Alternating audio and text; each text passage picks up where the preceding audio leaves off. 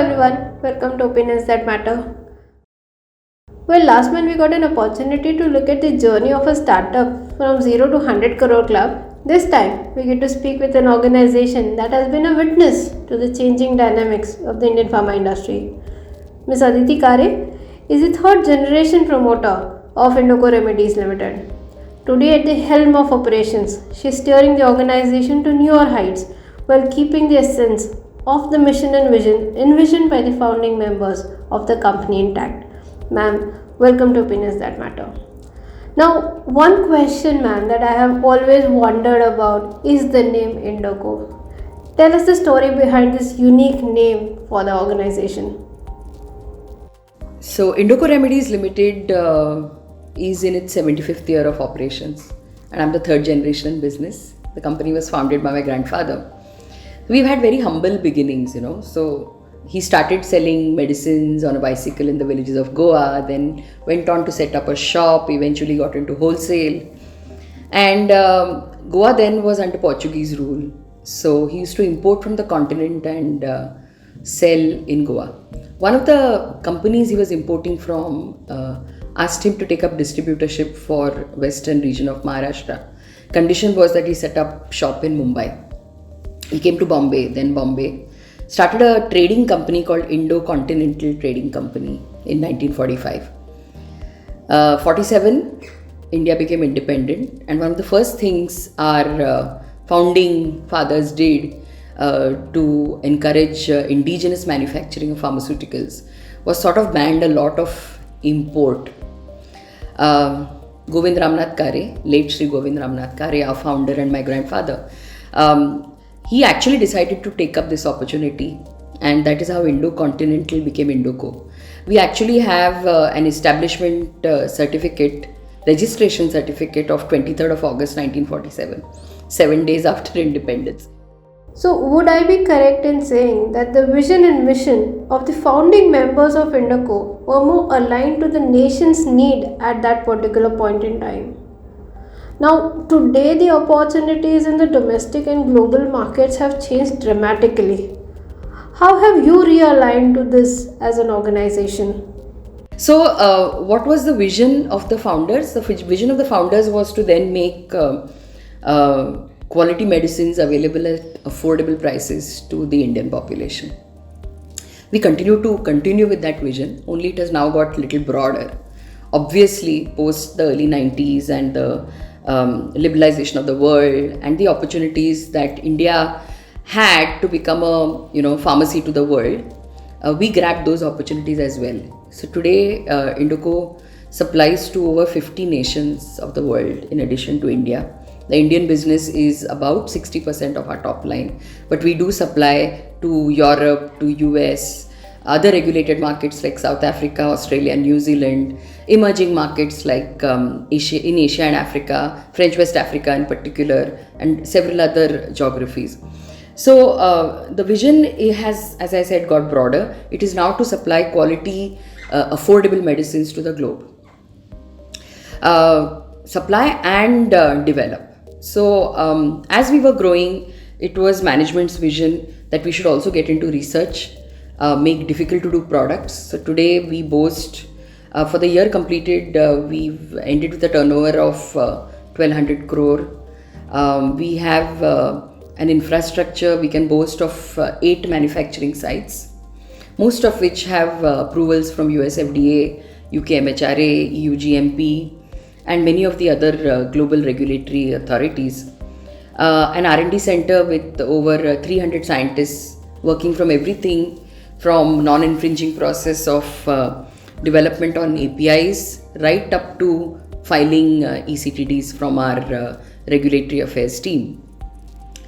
In addition, a few years ago, Indoco got backward integrated into the APIs when we realized we wanted to get into US as a serious player and wanted to be in control of our starting materials. There are many success stories in the Indian market of companies which forward integrated from API players into formulations. We must be the very few who backward integrated from a formulation player into an API player as well. So today most of our ANDAs which we have filed in US, we are backward integrated on the API side. We also acquired a CRO a few years ago from Nicholas. So today Indoco has its own clinical research organization. We have a small services division which does difficult analytical testing. So analytical services are being offered. So end to end, from development of API, development of formulations, manufacturing of formulations, sales and marketing, distribution, and offering services. So today Indoco is an end-to-end operation. We are very proud of what we have achieved. Indoco family includes around 6,000 people, 2,300 field sales officers, and around 25 CNF agents. So it's a large operations today, but the vision and mission stay the same. Our founder also had this very clear objective. He had not much education and came from a very impoverished background. So he always wanted to give back to society. In Marathi, we call it Samajache Rin. It's an obligation. Indoco, today, our CSR program, which is called Sumati Sangopan, continues to strive to do what the founder wanted, give back to society. So we work with the aged and children who are unfortunate and underprivileged, and work with them to create a healthier and better environment. What about the operational framework to grab these market opportunities? How have you managed that aspect to ensure Indoco is keeping up with the changing times? As you know, we operate in a very fragmented environment, right? There are hundreds of recognized pharmaceutical companies in India, and almost everybody operates in the same business environment. Most of us have value-added generics, which are the same kind of products. One has to recognize one's own strengths.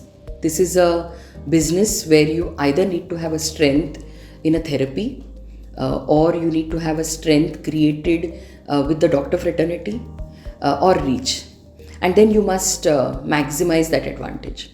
If you look at Indoco today, we have three clear baskets of products. We have the acute, we have the subchronic, and the chronic.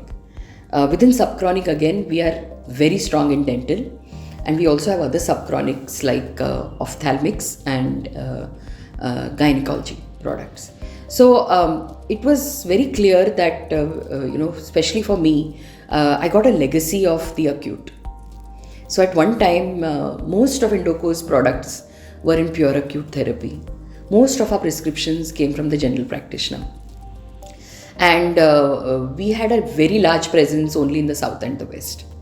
Over the years, what we have done at Indoco is taken these strengths and harnessed the opportunities in the environment. So today we are present across with 8 marketing divisions. We are present across most therapies. Acute does dominate even today because of the strengths of the brands created. So these brands today though enjoy support not just from general practitioners but also from other mass specialists like pediatricians, ENTs, chest, consultant physicians. And that's how we have driven those brands. So products like Cyclopam, which are age-old, products like Febrex Plus, if you look at the character of prescription today, we continue to get, like the market does, around 46-48% from the general practitioner. But we have also driven the brands very nicely with the mass specialists. And I think that is the success of how the brands have grown. The other success story is the reach. With our 25 carry forward agents, with a micro interior reach, Indoco today is more extra-urban than urban, if you ask me. And that is very, very significant when you have a high acute portfolio. Because for acute products, a patient needs to get the product when he has to buy it. So availability and reach become very important. Almost more than 50% of our business and our prescriptions come from extra-urban areas. That is our real strength. Therefore, the distribution reach created, working with channel partners, especially in these times when there is so much disruption happening in the supply chain. The manner in which we build relationships with our CNF agents, because they are our eyes and ears in the market for what is happening, and that helped us to stay in touch with these changes. We have worked with them. Today we created a digital interface that allows us to reach directly with our stockists. So 98% of the orders that are booked on our system today are through the digital framework. The man is still very important. He actually goes and asks for the order, but the digital order collection, processing, the entire supply chain side, the way we have worked with our channel partners, that has really helped us. On the operation side, today we have 8 manufacturing sites and across the whole geography of India. So we have 4 sites in Goa, we have 3 in Baddi, we have 1 in Aurangabad, we have API sites in Maharashtra. This really helped us, especially in the COVID times. Ma'am, you just mentioned disruption in the supply chain during COVID waves. How did you tide over this challenge? In the first wave of COVID, we had a lot of logistic related issues getting product down south from north, from the other sites where we get a lot of third party manufacturing done or loan license. By the time the second wave came, our logistics and supply chain and production planning had already learned from the earlier challenges. So this time around, there was a good distribution, geographical distribution of manufacturing sites from where product would be got. There was a better planning of raw material, starting material availability. There were several times in this period, especially in the third wave, where we might have needed 4 times of our projected or normal units sold, especially in respiratory and anti-infective segments. There was excellent coordination between production planning and control, forecasting and distribution. This allowed us to actually close some of these very challenging months with a very, very low order book lost because of non-availability of product. Okay, so one question that I'm sure everyone in the audience is looking forward to is to ask about the strategies adopted by Indoco in achieving a balance between the prescription and the OTX portfolios. Today, Indoco is among a few of those very successful companies that have a strong presence in both. How are you doing that? So balancing the Rx and the OTX, the whole of Rx is in the X of OTX. Frankly, that is how we balanced it. We concentrate. At Indoco, we believe in sticking to our core. So what is our core strength? Today, Indoco is ranked on a MAT basis 27th in retail audit, but the strength is prescription generation. Okay, because of the higher amount of acute in our basket, our prescriptions don't run over a very long period. That probably makes us a smaller company by revenue. But if you look at the number of prescriptions we generate, you'll be surprised at how many of the top players are below us. So our real strength is prescription generation, and within the basket we have continued to concentrate on prescription generation. We depend on the repeat purchase by the patient who has got that first prescription. We continue to focus on that. We have never diluted that. Having said that, the entire post-COVID digital phase has given an excellent connect to the end user. So what we've started doing now is strategically using digital to reach out to the end users, to reach out to the patients, so that they are better informed of the treatment options. We have several therapies which have a very high OTX element to it.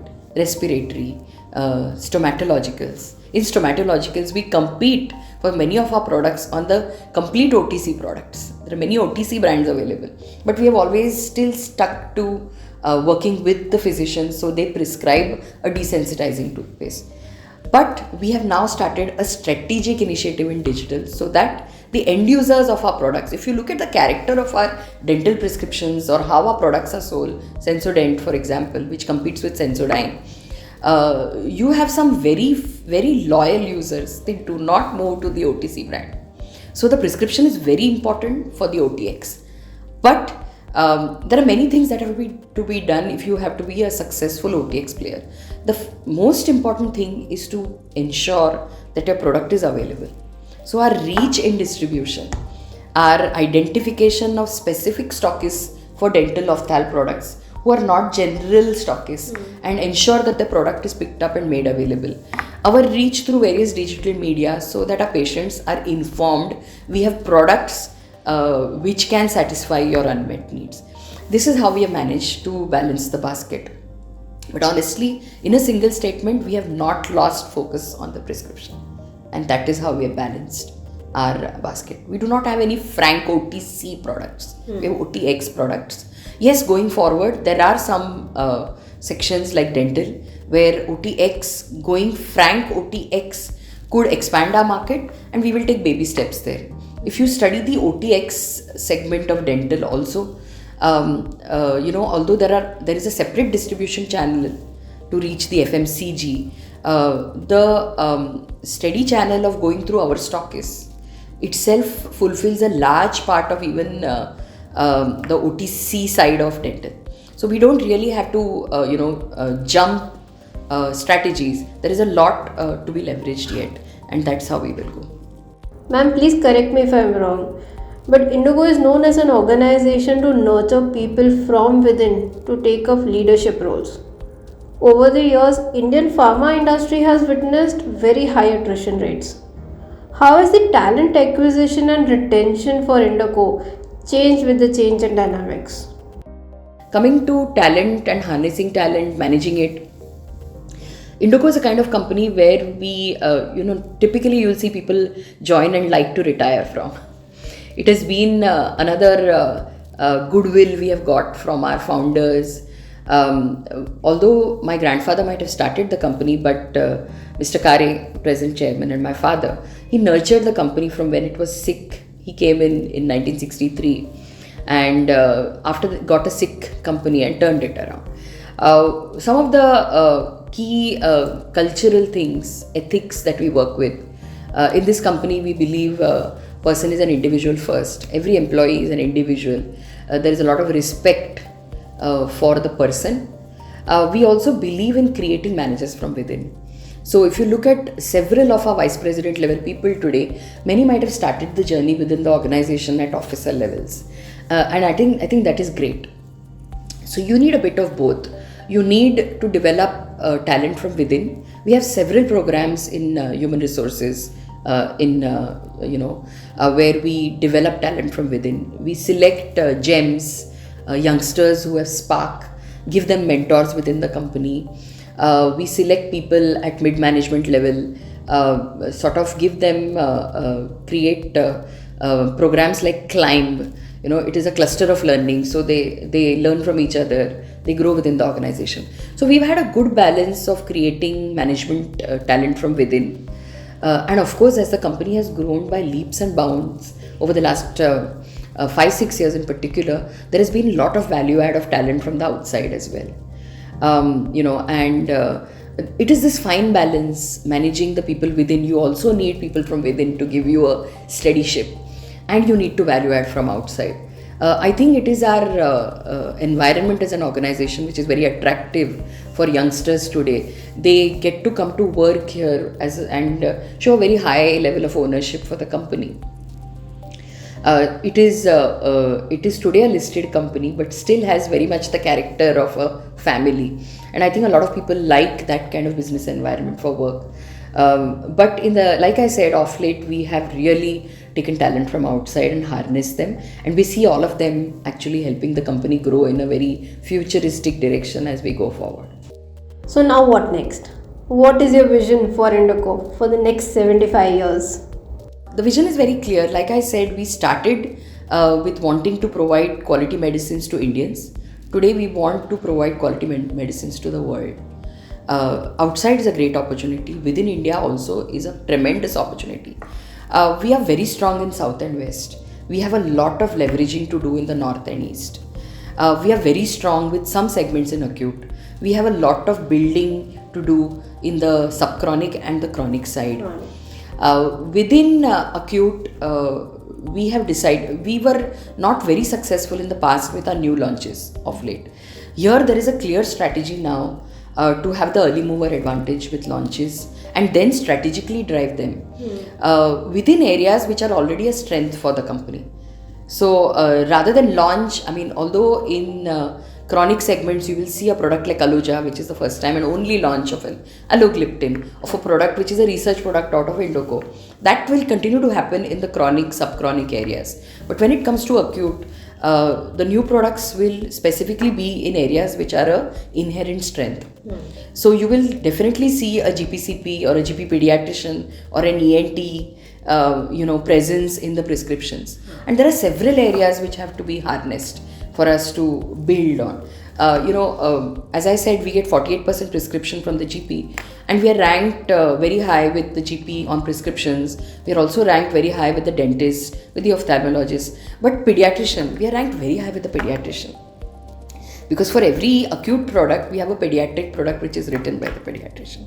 And there are several areas for the company to grow as we go forward. Our vision for the company, as we started looking at international markets, which today constitute anywhere between 40 to 50% of our top line, depending on how the India business does. We have built an excellent R&D capability for developing difficult to do products. So we were a late entrant in US, so we went into the niche products of sterile injectables, sterile ophthalmics, difficult to do solid orals, and we have built an entire basket of ANDAs which will now steadily get approved. And if you look at our US revenues over the last 3 years, there is a multiplication effect which will continue for the next few years. So our operations capabilities, we have plants across geographies which can do several dosage forms. So the company today has some very inherent infrastructure capabilities, soft and hard. And I'm very confident that with this setup, the company is slated to sort of at least double, if not triple, just with this infrastructure in the next few years. Thank you, ma'am. It was indeed a pleasure speaking with you. I also take this opportunity to thank our audience. In case you have any feedbacks or suggestions, please feel free to drop us a mail or get in touch with the client servicing team. We look forward to having you join us next time for another interesting discussion with an industry expert. Thank you again. Have a great day ahead.